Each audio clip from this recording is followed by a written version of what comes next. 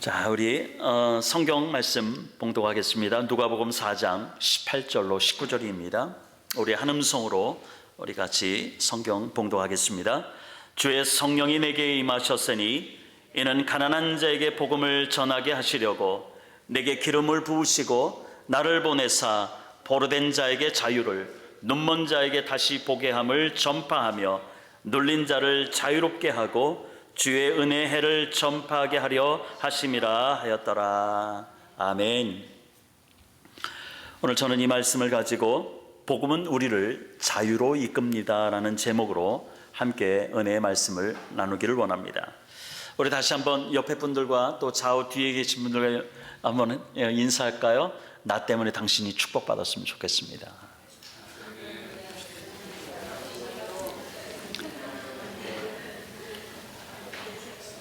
네, 그렇게 되어야 줄로 믿습니다. 내가 축복의 통로가 돼서 나 때문에 내 옆에 있는 사람이 축복받는 놀라운 축복의 현장이 바로 이 코로나 은혜 한인교회 가운데 넘치기를 주님의 이름으로 축원드립니다. 우리가 자유란 의미들을 사전적 의미로 무엇에 이렇게 얽매이지 않고 일을 하거나 또한 그처럼 지낼 수 있는 상태, 이것을 사전적인 의미에서 자유라고 얘기합니다. 소극적인 의미에서는 외부로부터 어떠한 그 속박이 없는 상태를 말하겠죠. 그러나 또 적극적으로 얘기하면은 무엇인가 할 수 있다라고 하는 것을 또한 의미하기도 합니다. 이번에 이제 한국의 이제 대통령 취임식을 처음으로, 이제까지 뭐 전체를 다 보진 않았지만은 그러나 이번 대통령 때는 그냥 한번 처음부터 끝까지 또 이렇게 한번 봤습니다. 그 윤석열 대통령이 취임사를 들으면서 이 윤 대통령이, 한국의 대통령이 핵심 키워드가 뭔가를 이렇게 좀 알겠더라고요. 자유라는 이야기들을 꽤 많이 사용했습니다. 이 자유라는 단어, 참 우리가 들어도 해방이라는 단어 우리가 들을 때 얼마나 기분 좋습니까? 이 자유라는 단어, 그리고 해방이라는 이 단어는 우리로 하여금 새로운 세계로 이끌어주는 그런 뉘앙스를 갖습니다. 우리가 지난 주일 어버이 주일을 맞이해서 우리가 성도들과 함께 이 건물을 벗어나서 우리가 자유롭게 하나님이 주신 그 자연에서 마음껏 특별한 예배를 우리가 드렸습니다.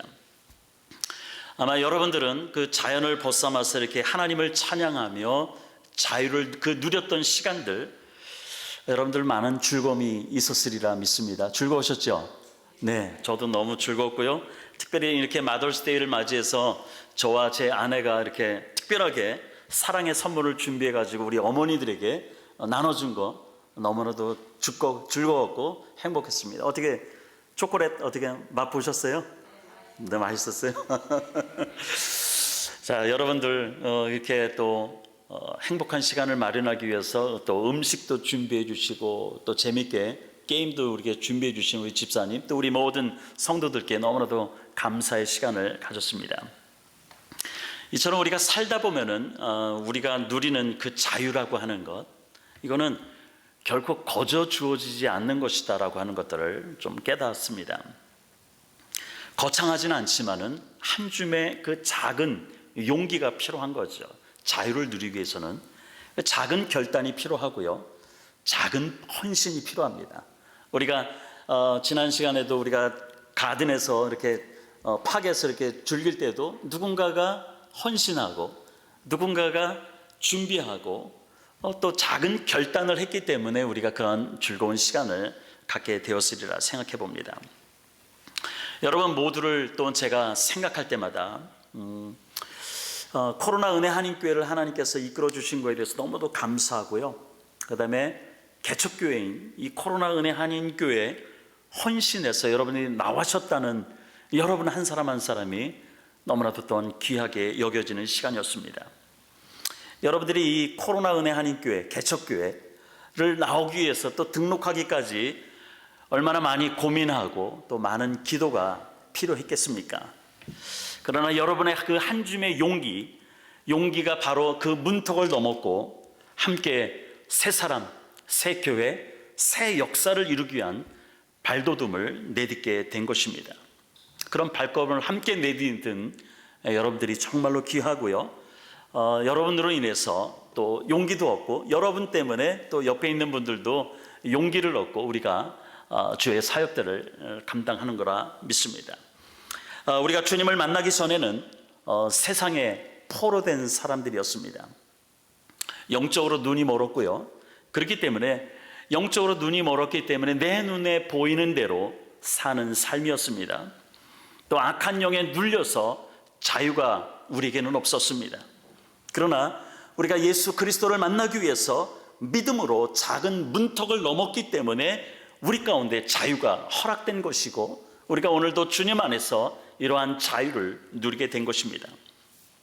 이제 하나님의 자녀가 된 저와 여러분은 예수님 때문에 우리 안에 역사하시는 그 성령의 능력으로 우리가 죽음과 그 죄와 죽음의 굴레에서 우리가 해방돼서 이렇게 신앙생활하고 있고요. 오늘 이 거룩한 주일날 주님 앞에 나와서 우리가 예배를 드리고 있음을 믿습니다. 로마서 8장 1절과 2절에 보니까, 그러므로 이제는 그리스도 예수 안에 있는 자들에게는 결코 정죄함이 없다고 얘기합니다. 이것은 바로 그리스도 예수 안에 있는 생명의 성령의 법이 죄와 사망의 법에서 저와 여러분들을 해방했기 때문인 것입니다. 우리 주님은 저와 여러분을 묶고 있던 죄와 사망의 쇠사슬을 끊으시고 영원한 생명을 주시기 위해서 이 땅에 오신 것입니다. 그래서 예수님은 본격적으로 그 사역을 위해서 이 땅에 죄 가운데 묶여있고 허물 가운데 묶여있고 그 마귀의 종이 돼서 살아가는, 그래서 해방을 느끼지 못하고 자유를 느끼지 못하는 모든 하나님의 백성들에게 생명의 성령의 법으로 자유케 하기 위해서 이 땅에 오시면서, 또한 그가 본격적으로 사역을 시작할 때 어떠한 사역을 할 것인가 선언했던 말씀이 바로 우리가 읽은 누가복음 4장 18절과 19절입니다. 이 본문을 가지고 제가 5월달까지 우리가 말씀을 나누기로 했었죠. 그래서 이 본문을 가지고 첫 번째 설교는 성령의 충만함은 나를 다시 일으키는 능력입니다라는 제목으로 한번 설교를 했었고요. 또 두 번째 설교는 기름 부음 받은 복음의 전달자 바로 예수 그리스도에 대해서 함께 나누었습니다. 그리고 오늘 세 번째 설교가 바로 복음은 우리를 자유로 이끕니다 라는 제목으로 함께 은혜를 나눌 것입니다. 오늘도 성령 충만한 가운데 말씀이 깨달아지는 그 지혜가, 또한 결단하는 용기가 여러분 가운데 넘쳐나기를 주님의 이름으로 축원드립니다. 자, 오늘 본문 중에서 포로된 자에게 자유를, 눌린 자를 자유롭게 한다는 이 말씀을 중심으로 함께 은혜를 나누겠습니다. 예수님께서는 우리가 포로되었던 곳에서 자유를 주시겠다라고 선포하십니다. 누가복음 4장 18절에 하나님은 성령으로 예수님께 기름 부어 주셨습니다. 이 성경에서 성령으로 기름 부어 주셨다라고 하는 이 의미는 항상 가야 될 방향을 지시하는 것과 연결되어 있음을 우리는 기억할 필요가 있습니다. 결코 성령님은 우리가 우리 가운데 성령을 충만하게 하시고 성령으로 기름 부어 주셨을 때는 그저 그냥 너 그 자리에 머물러 있어 이런 의미가 아닙니다. 우리로 하여금 머물러 있지 않게 한다는 것이죠. 우리로 하여금 움직이게 하십니다. 그러나 그 움직이는 방향이 내가 가고 싶은 방향이 아니라 하나님이 지시하는 방향으로 움직이게 하신다는 것이죠. 우리 주님도 성령의 기름 부으심 이후에 하나님이 지시하는 방향으로 자신의 사역의 길을 정하셨습니다. 예수님은 일평생 하나님의 뜻에 순종하며 사는 삶이었습니다. 갈라디아서 1장 4절에 보니까 예수 그리스도께서는 하나님 우리 아버지의 뜻을 따라 우리를 이 악한 세대에서 건져주시려고 우리의 죄를 대속하기 위하여 자기 몸을 바치셨다라고 기록하고 있습니다. 예, 맞습니다. 우리 주님께서는 우리 아버지의 뜻을 따라서 이 땅에 오셨고 우리 모든 죄들을, 우리 모든 허물들을 십자가에서 자기 몸을 찢으시고 자기 피를 흘리심으로 우리를 해결해 주셨던 것입니다. 누가복음 22장 42절에도 주님께서 겟세마네 동산에서 주님, 내가 이 잔을 마시는 거, 이 십자가의 고난이 너무나도 힘들고 할 수만 있다라면 그냥 지나가면 안 될까요? 라고 우리 주님 기도하시죠. 그러나 내 뜻대로 마옵시고 아버지의 뜻대로 내가 순종하겠습니다라고 그가 기도하는 것을 우리가 보고 있습니다. 오늘 본문에 하나님 아버지의 뜻은 분명합니다. 가난한 자들에게 복음을 전하는 것입니다. 그리고 포로된 자들과 영적으로 눈먼 자들과 또 억눌려 있는 자들에게 복음을 전해서 죄악으로부터 해방시키는 것, 바로 이것이 하나님의 뜻입니다. 이 일을 위해서 우리 예수님께서는 보내심을 받았고요, 그리고 예수님은 포로된 자들과 억눌린 자들에게 자유를 주신 것입니다. 참 귀한 게 우리 명진이하고 유진이 얼마 전에 그 전독부팔, 은혜 한인교회에서 하는 그 EM들 전독부팔을 1차 또 수료하는 그런 시간을 가졌다고 그러더라고요. 그래서 깜짝 놀랐어요. 그래도 전독부팔 그 훈련이 그렇게 쉽지는 않은데 그래도 헌신해서 감당하고 있다는 것이 얼마나 귀한지. 우리 박혜영 집사님도 전독부팔 훈련을 받는데 하나님께서 저들을 통해서 하나님이 놀랍게 역사하실 줄로 믿습니다. 저들을 통해서 우리가 말씀드리는 것, 내가 받은 은혜들, 그것을 많은 사람들 가운데 복음을 전하고 그들이 죄 가운데 묶여있는 그 자리에서 우리가 해방시키는 일들, 바로 이것이 우리 주님께서 하나님의 뜻을 순종해서 감당했던 것이고요, 또한 저와 여러분들도 우리를 주님께서 보내주셔서 사용하는 자리에서 우리도 감당해야 될 하나님의 뜻임을 늘 기억하시기를 주님의 이름으로 축원드립니다. 자, 포로된 자에게 자유를 주신다는 것, 이 의미는 원래는 1차적으로는 이사야 선지자가 61장, 이사야서 61장 1절에서는 유다 백성들이 바벨론 포로에 갈 것을 미리 예언한 것이거든요. 그러니까 유다 백성들이 하나님 앞에 범죄했기 때문에, 죄악을 범했기 때문에 바벨론의 포로가 될 것을 예언하는 것이죠. 바로 포로된 자에게 자유라고 하는 것은 1차적으로는 그 포로됐던 그 바벨론으로부터 해방돼서 본국으로 돌아오는 것을 말하는 것입니다.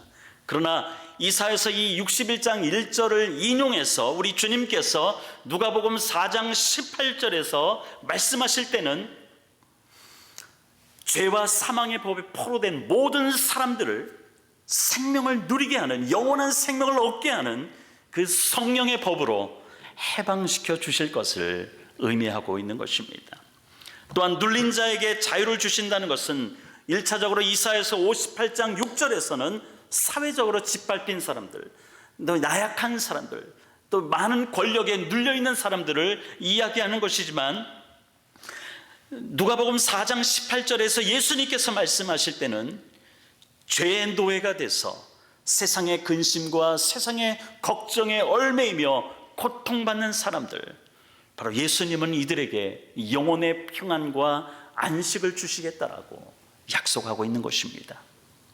사랑하는 성도 여러분, 여러분은 어디에 포로가 되어 있습니까? 여러분은 어디에, 무엇에 여러분 늘 눌려 있습니까? 아마 다양한 이유들이 있을 것입니다. 또한 다양한 경우들이 있을 것입니다. 날마다 우리는 무엇인가에 눌려있고 무엇인가 걱정하고 무엇인가 이게 포로된 상태에서 우리가 헤어나지 못해서 우리가 방황할 때가 얼마나 많이 있습니까? 그래서 주님은 오늘도 우리 가운데 평안을 주시고 안식을 주시기를 원하는데 우리가 그것을 누리지 못할 때가 얼마나 많이 있습니까? 예수님께서 저와 여러분에게 주시는 평안은 세상이 일시적으로 주는 그런 위로가 아닙니다. 그리고 일시적으로 내가 무엇인가 이루었을 때, 우리는 뭔가 걱정거리가 해결될 때는 우리가 안도의 쉼을 내쉽잖아요. 그러나 주님이 주시는 그런 평안은 뭔가가 순간적으로 해결됐다고, 일시적으로 해결됐다고 내가 안도의 쉼을 내쉬는 그런 평안이 아니다라고 하는 것이죠. 요한복음 14장 27절에 우리 주님께서는 마음에 근심하지도 말라, 두려워하지도 말라라고 우리 주님께서는 말씀하십니다. 어떻게 우리가 우리 주변을 바라보면 우리를 걱정거리를 만드는 것이 많이 있잖아요. 몸이 아픈 경우도 있고요, 또 뭔가 좀 해결돼야 되는데, 물질적이나 뭐 또 우리 자녀들의 문제 해결돼야 되는데 그렇지 못할 때가 많이 있잖아요. 또 우리가 기도 제목, 정말로 눈물 흘리면서 주님 앞에 간절히 기도하는 기도 제목들이 있잖아요. 그거 기도 제목을 갖고 있을 때 우리가 항상 우리 안에는 어쨌든 안식이 없습니다. 평안함이 없습니다. 저희 집도 이제 내일부터 마치 그냥 그 폭탄 맞은 것처럼 보내야 될 텐데, 어쩔 때는 주님 빨리 끝났으면 좋겠습니다라고 기도하고 있어요. 왜냐하면은 지난번에 말씀드렸듯이 물이 어딘가 새고 있었잖아요. 그래서 그 콘도를 관리하는 HO에서 와서 한번 봤는데 이제 어쨌든 겉으로 물이 새는 게 드러나지 않잖아요. 근데도 이제 그 모든 밸브를 잠궜는데도 이제 그 스핀은 계속 돌아가고 있고요.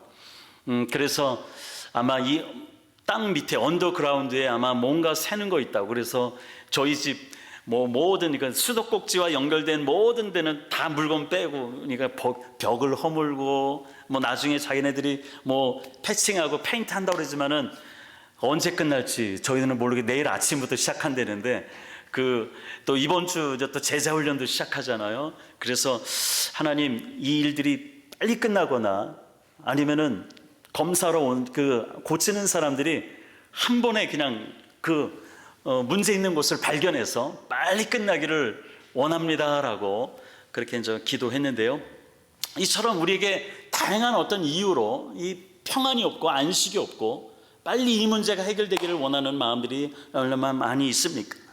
근데 이 가운데 우리 주님께서는 너 마음에 근심하지도 말라, 두려워하지도 말라, 내가 너한테 평안을 주지 않냐라고 말씀하시는데, 어떻게 우리에게 주님이 주시는 그 평안이 우리 안에서 가능할까요?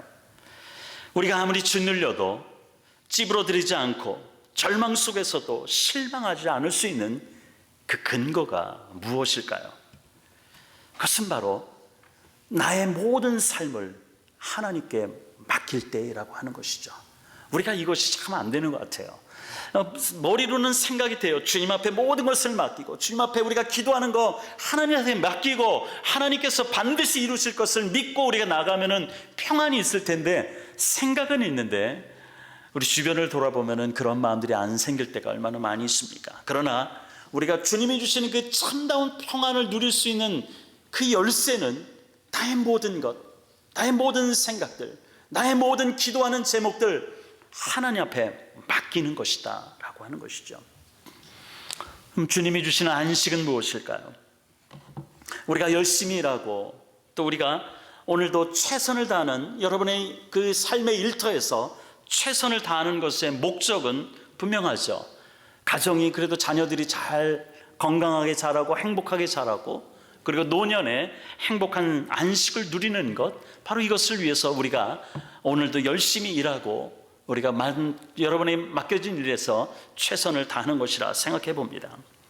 그러나 이 세상에는 우리가 생각하는 만큼 그 어느 곳에서도 참된 안식을 우리가 찾을 수 없다는 것이죠. 그럼 참된 안식은 어디서부터 올까요? 우리 주님께서 평안과 안식을 주신다고 그랬는데, 그러면 그 안식, 그 참다운 안식은 어디서 올까요? 우리가 여호수아를 읽다 보면은 여호수아를 중심으로 이제 모세가 죽은 다음에 여호수아가 가나안을 정복하는 데 있어서 리더가 되었습니다. 이제 여호수아를 중심으로 이스라엘 백성들이 요단강을 건넜습니다. 그리고 요단강을 건너서 가나안 땅에 들어가서 첫 번째 치러야 될 그 전쟁이 어떤 거죠? 여리고성 전투입니다. 여리고성 전투를 빼앗기 위해서 여호수아가 여리고로 가까이 갔을 때 갑자기 한 사람이 칼을 빼고 여호수아 앞에 등장했습니다. 여호수아는 여호수아 5장 13절에 보니까 자기 앞에 이렇게 나타난 사람 앞에, 칼을 빼들는 그 사람 앞에 여호수아가 다가갑니다. 그러면서 여호수아가 이런 얘기를 합니다. 너는 우리를 위하느냐 우리의 적들을 위하느냐라고 그 사람에게 질문을 합니다. 다시 말하면은 너는 우리 편이냐 아니면은 적군이냐라고 질문하는 것이죠. 여러분, 이 질문을 한번 주의 깊게 한번 생각해 보십시오. 이 질문의 중심이 누구일까요? 그것은 나입니다. 내가 중심이 돼서 내가 삶의 기준이 있을 때 나에게 하는 그 뭔가 나에게 중심이 되고 내 삶에 하나님이 아니라 내가 중심이 될 때 우리가 흔히 하는 질문들이 바로 이러한 질문이라고 하는 것이죠. 내게 유익이 될까? 아니면 손해가 될까? 라고 하는 질문이 바로 내가 중심이 됐을 때 하는 질문인 것입니다. 하나님의 은혜로 가나안 땅을 밟았지만, 하나님의 그 기막힌 역사로 요단강을 건넜지만은 여전히 삶의 주도권을 하나님께 두지 않고 바로 자신들에게 두는 그 이스라엘 백성들의 현재 영적인 상태를 이 여호수아가 하는 질문을 통해서 성경은 우리에게 알려주고 있는 것입니다. 이 말을 들은 이 칼을 뺀 이 사람은 여호수아의 자기 중심적인 이 질문에 대답하지는 않습니다. 다만 여호수아 5장 14절에서 이렇게 얘기합니다. 나는 여호와의 군대 대장으로 여기 왔다라고 기록하고 있습니다.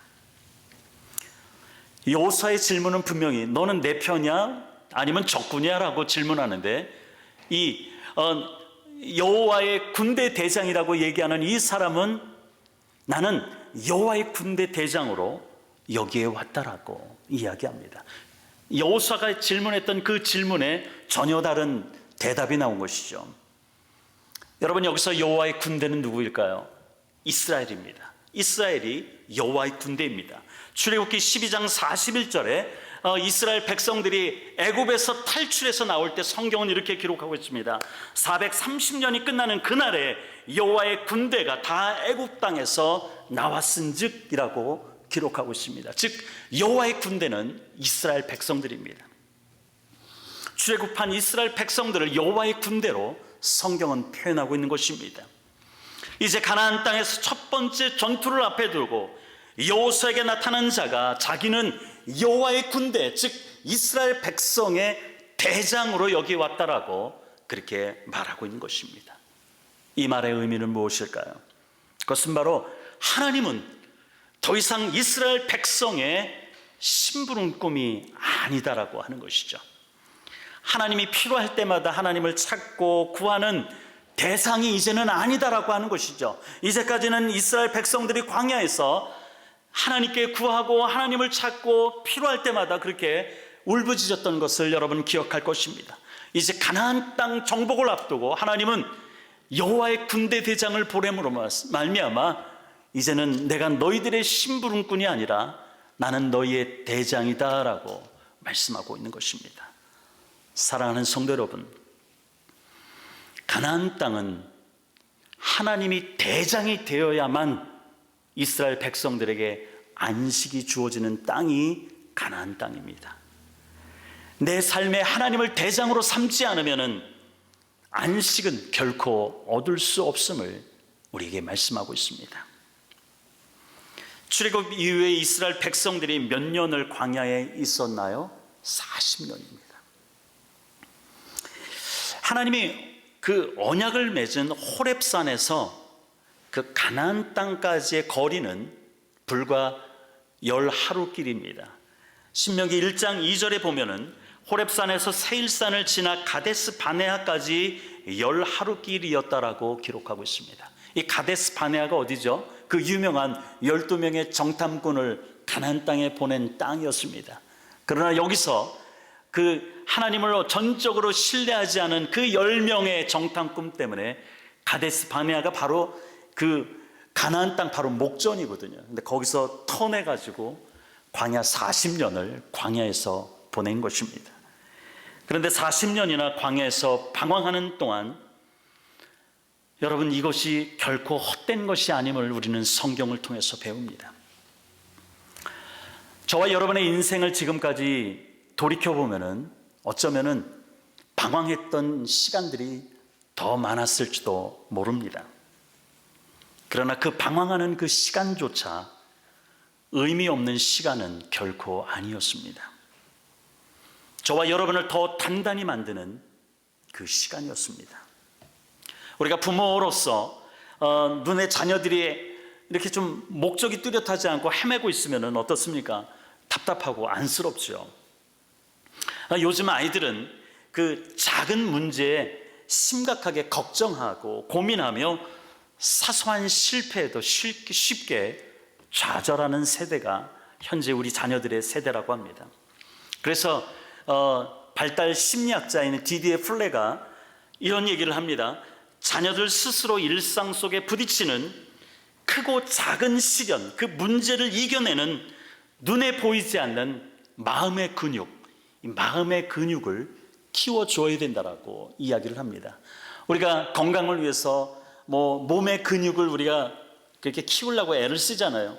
또 늙어서도 좀 건강하게 살기 위해서. 그것처럼 우리 자녀들이 사소한 실패, 사소한 문제에 자꾸만 흔들리지 않고 그들이 이겨낼 수 있는 그 마음의 근육을 키워야 된다라고 발달 심리학자는 얘기합니다. 이것을 회복 탄력성이라고 얘기합니다. 회복 탄력성은 일상에 겪는 크고 작은 좌절이나 실패를 통해서 배우고 성장하는 것을 이야기합니다. 광야 40년 동안 깨달은 것이 바로 이것이죠.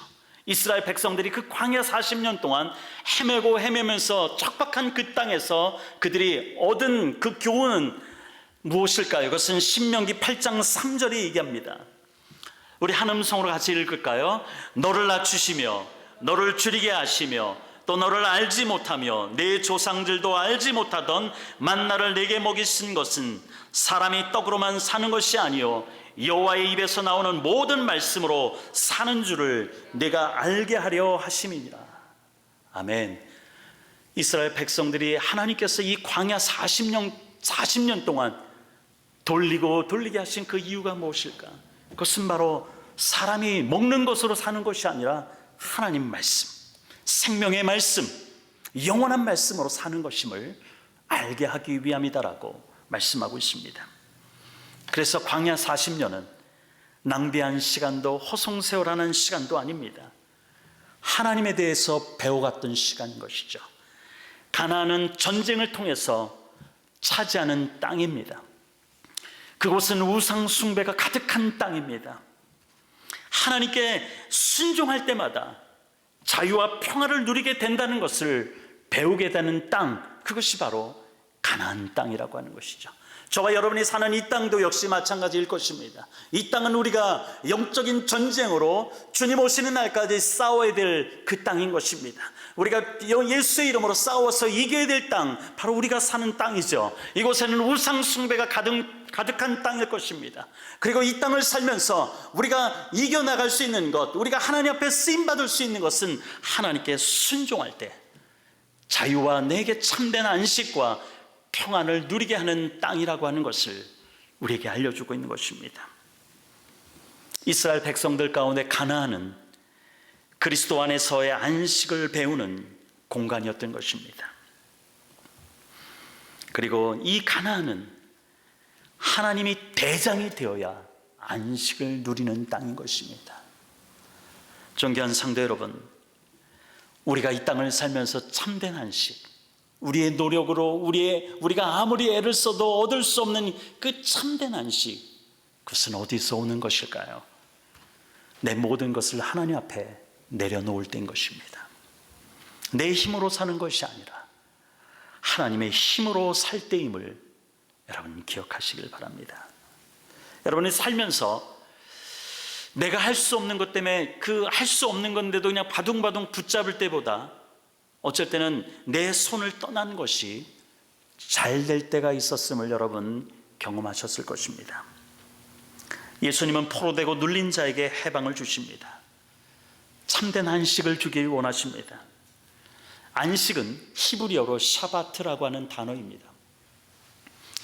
이 안식이라는 히브리어 이 샤바트는 두 가지 단어가 합쳐진 단어인데요, 돌이키다라고 하는 단어와 그리고 언약이라는 단어가 합쳐져서 이 안식, 샤바트 단어가 나옵니다. 그래서 안식이라고 하는 단어가 주는 의미가 뭘까요? 그것은 바로 하나님의 언약으로 돌아갈 때 안식을 얻는다고 하는 것입니다. 우리가 하나님의 언약인 십자가로 돌아갈 때 진정한 안식, 그것이 바로 우리에게 주어진다라고 우리에게 말씀하고 있는 것입니다. 진정한 안식을 누리지 못한 그 이유는 분명하죠. 우리가 십자가로 돌아가지 않았기 때문인 것입니다. 십자가로 돌아가지 않고 살기에 우리의 인생은 안식 없이 늘 눌린 인생을 살아가고 있는 것입니다.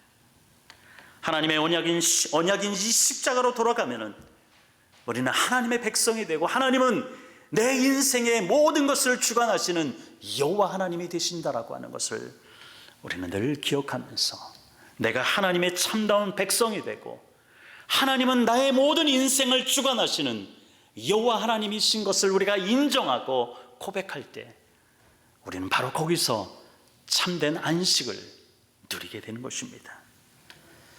그래서 복음을 전하기 위해 그 보냄을 받으신 예수 그리스도가 오늘 저와 여러분을 초청하십니다. 마태복음 11장 28절 또한 30절까지 말씀, 수고하고 무거운 짐진 자들아, 이 땅에서 평안을 얻지 못하고 참된 안식을 얻지 못하는 너희들아, 다 내게로 오라. 내가 너희를 쉬게 하겠다. 나는 마음이 온유하고 겸손하니 나의 멍에를 메라. 네 인생에 너의 모든 멍에를 메려고 애를 쓰지 말고 그 모든 멍에들, 세상의 모든 멍에들을 십자가 앞에 내려놓고 내가 주는 멍에를 메라. 왜냐하면 내 멍에는 쉽고 가볍다라고 말씀하고 있습니다. 그림 다음 포인트, 이렇게 그림 하나 이게 딱 봤는데 되게 좋더라고요. 그래서 이 그림을 그 지게 진 사람이 그냥 인생의 모든 수고, 모든 근심, 염려들 막 짊어지죠. 뭔가 열심히 일하고 자녀들을 그래도 배고프지 않게, 그래도 행복하게 살기 위해서 열심히 인생의 짐을 지고 살가죠. 여러분, 이 짐을 우리가 평생에 살 것인가? 동일한 것을 우리가 지고 가지만은, 동일한 우리 자녀들을 위해서, 가정을 위해서, 또한 우리가 맡겨진 사명을 위해서 우리가 동일한 짐을 가지고 있지만은, 내가 중심이 될 때는 그 인생은 너무나도 안식 없고 불쌍한 인생이 될 것입니다. 그러나 동일한 짐을 내가 가지고 있지만은 내 인생의 대장이 하나님이 되실 때 그의 인생은 하나님께서 책임져 주시고 역사하시는 줄 믿으시길 바랍니다. 우리 주님께서 이렇게 성령이 충만을 받고 성령의 기름을 받아서 이 복음을 들고 포로된 자, 눌린 자들에게 복음을 전하였듯이 오늘 우리에게도 동일한 부르심이 있습니다. 너도 이와 같이 하라라고 우리 주님 말씀하고 계시죠. 이 사명, 저와 여러분을 부르신 그 부르심에 합당한 삶은 주님이 감당했던 그 일들, 내가 감당했다라고 결단하며 우리가 세상으로 나가는 것입니다. 이 일에 저와 여러분들은 다 동역자들입니다. 사도 바울이 함께 동역했던 모든 동역자들을 그 자기의 그 서신에서 그렇게 그 동역했던 사람들을 일일이 거명하면서 그렇게 문안 인사를 하는 그 구절들이 많이 있습니다. 그 의미들은 뭐냐? 결국은 함께 갇혔다라고 하는 것이죠. 함께 갇혔다라고 하는 것은 전쟁에서 함께 포로가 됐다라고 하는 그 의미가 있는데요, 이 말은 영적인 전투에서 사도 바울과 함께 싸우고 싸우다가 또한 세상 감옥에도 갇혔던 동역자였다라고 하는 것입니다. 위기의 순간마다 사도 바울과 함께 있었고요, 사도 바울의 기도의 동역자들이 됐고 사역의 동역자들이 되었던 것입니다. 오늘 저와 여러분은 이 코로나 은혜 한인교회를 세워가는 일에 동역자입니다. 함께 영적인 전쟁에 동참한 자들입니다. 그래서 정말 우리가 함께 동역자 의식을 가지고 세상으로 나가서 우리가 승리하도록 우리는 서로 중보기도 해야 될 것이고요, 그래서 여러분이 있는 일터에서 하나님의 영광을 드러내는 일에, 용사가 되는 일에 혼자 감당하기는 힘들죠. 우리가 함께 동역하고 함께 기도할 때 하나님의 놀라운 역사가 곳곳에서 일어날 줄로 믿습니다. 제가 좋아하는 선교사 중에 이분은 순교했습니다. 젊은 나이에 순교했습니다. 에콰도르에 순교한 짐 엘리엇이라는 선교사가 있습니다. 이 짐 엘리엇 선교사의 기도문처럼 우리 모두의 남은 삶이 하나님을 아는 가치를 드러내는 전시품이 되겠다라고 기도하며, 그래서 하나님의 영광을 위하여 에콰도르에 도착한 지 불과 5일도 안 됐는데 순교를 친구 5명과 함께 그 식인 마을 그 원주민들 사이에서 복음을 전하다가 5일 만에 순교를 당한 어떤 그런 일들이 있습니다. 물론 하나님의 역사로 그의 아내들이 다시 그곳에 가서 복음을 전하여 하나님의 놀라우신 기적의 역사들을 또한 우리는 많은 책을 통해서도 그들의 일생을 또 이렇게 보기도 합니다. 바로 이 짐 엘리엇 선교사가 기도했던 것처럼, 하나님, 나의 모든 삶이, 나의 남은 삶이 하나님을 아는 가치를 드러내는 전시품이 되게 해달라고 그가 기도했던 것처럼, 저와 여러분의 남은 삶, 정말 하나님을 아는 가치가 얼마나 귀한 것인지, 얼마나 위대한 것인지, 얼마나 많은 생명을 살리는 일인지 우리가 깨닫고 그곳에 우리가 증언자, 전시품이 되시기를 주님의 이름으로 축원드립니다. 함께 기도하겠습니다.